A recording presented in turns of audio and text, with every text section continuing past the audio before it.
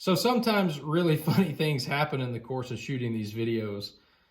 One of them happened today. I just pretty much did a, long synopsis. I don't know if I'm saying that right. Synopsis of what the last week to week and a half-ish has been like. And I'm not going to redo it because it's kind of comical, but I had it so that I couldn't see what I was videoing because I had the phone turned away from me and thought I was shooting out the right lens.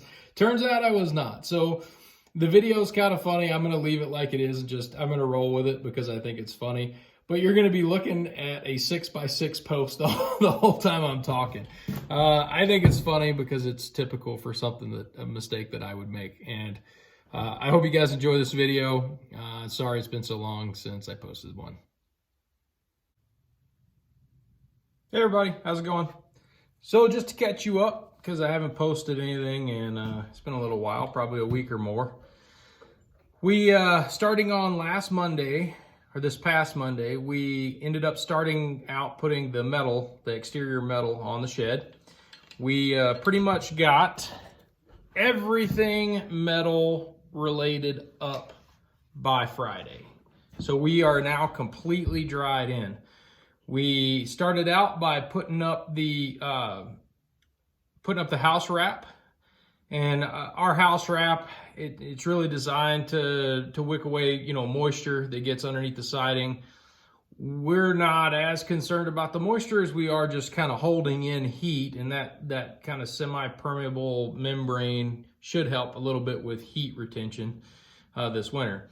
So the way we had to work this around, because of the possibility of wind creeping up at pretty much any time throughout the day or night, we didn't want to leave the house wrap just kind of flapping out here in the wind. So what we did is we did one side at a time. We put the house wrap up on one side, got it completely covered, and then we started putting metal up on that same side until we got to a window or a door, and then we would cut out the house wrap, we'd hang the window or the door, get it all sealed in the way you're supposed to, and then we would continue with the metal, or we would cut the J metal to fit around the window, and then we would just continue right on along with the metal until we got to the end of the side. And we typically did about one side a day this past week.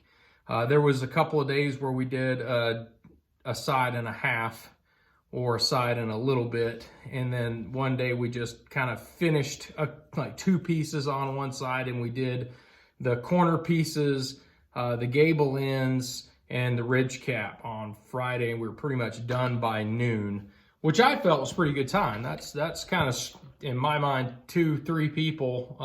That's screaming, I think. That's the first time I've ever put up metal, but I feel like that was a pretty good time. So we're done with that. The only other thing that we have to do on the roof before the weather gets kind of nasty is to put in the wood stove. And we'll have to run the chimney and all that. So we're going to do that sooner rather than later, because once we start getting frost on the roof and some of the rain start to move in this fall, it's going to get a lot more difficult to do that type of task. So it's Sunday now. I attended church this morning online and kind of hopped out here and started going on the wiring, because I'm still not done with the wiring. I've been kicking around how I wanted to do lights, and I think I've just settled on outlets in the ceiling that are going to be on a switch, and then I'll just buy shop lighting, plug that into the outlet, and that'll be our indoor lighting. And I'll have two switches, one for the first half of the shed and the other one for the last half of the shed. And there'll be two lights in each half. So that should give us some adjustable lighting, if you will, so that if we don't need a ton of light, we don't have to turn a ton of light on. So yesterday we didn't do anything on the shed. We decided that we got our composting toilet canceled. We were originally going to go with a Nature's Head, which gets tons of reviews or positive reviews for outside or off-grid living and camping and stuff like that. But we decided that the wait time being what it was, that we went with a smaller company called Seahead. It should be here in probably another 2 weeks, hopefully. So with that being said, we had to get our composter going. I've built it with the intention of videoing it, and I kind of did an intro for it, and then I didn't film anything else in the building of the compost bin. I just built it out of Doug Fir untreated 2x material. Some of it I actually got free. I got a couple of 16-foot long 2x8s for free because they said, the lumber store said they had a crack in them, but I never ran across a crack, so score. Free 2x8s. That's hard to come by these days. So this composter is not really designed to last more than, it'll probably last 5 years or so being untreated, but if I get 2 years out of it, I'll be happy with that. So it was kind of a quick and easy build on the cheap. If you remember back to one of our earlier videos, we kind of were scavenging an old stable in town for a donation. We were able to get a whole bunch of fencing and metal siding that's old and used, but we made a donation, and we brought back a whole bunch of fencing and chicken wire and that kind of stuff, and we just used some of that, cut a length, I think it's probably 11 or 15 feet, somewhere in that ballpark, and just kind of wrap the outside of the composter with that. It should do well enough to hold things in. This morning we cleaned out Jess's parents' garden. They had a whole bunch of just zucchinis that were the size of baseball bats and a whole bunch of stuff that was going bad on the ground. And just with this build and everybody's so busy, we didn't have time to do much harvesting this year.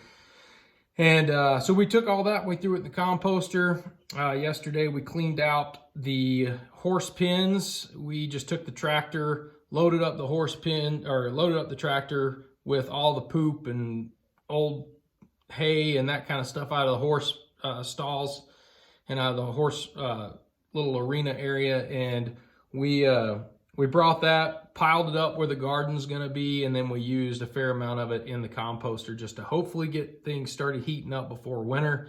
I know that's not a whole lot further off, and we probably won't have enough time to really get it all heated up and composted, but it gives us a good base for which a good place to dump our composting toilet through the winter. And if it doesn't compost this winter, that's fine. We'll just continue to cover it up with dry material. It shouldn't stink. It shouldn't be any big issue.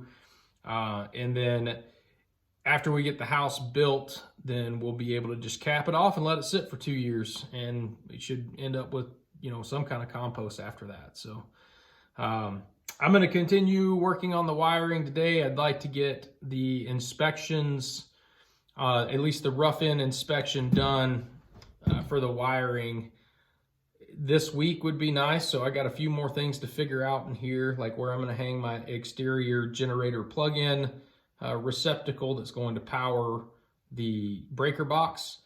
So I have to get that cut into the metal, I think. I haven't really looked at how that's going to mount yet, whether I'm going to require a hole or whether I'll have to cut out a full box for it. I don't really know yet. So I'll get all that stuff figured out today. Hopefully get this thing wired between today and maybe tomorrow if it takes me a little longer, and then get the inspection done by the end of this week. And then next week, I'm going to be preparing to drive to Mississippi.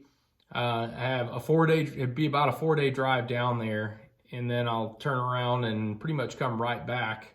I'll spend a couple of days there just visiting with my mom and my sister and my 2 aunts and maybe some cousins. It'd be great to get to see those guys again.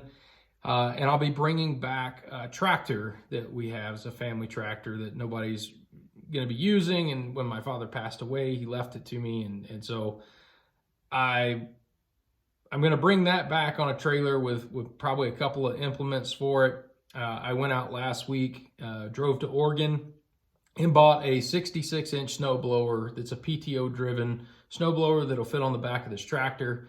That'll be how we clear our 1/4 mile long driveway and whatever little areas that we have here around the building, like to the compost pile or to the wood pile to get wood.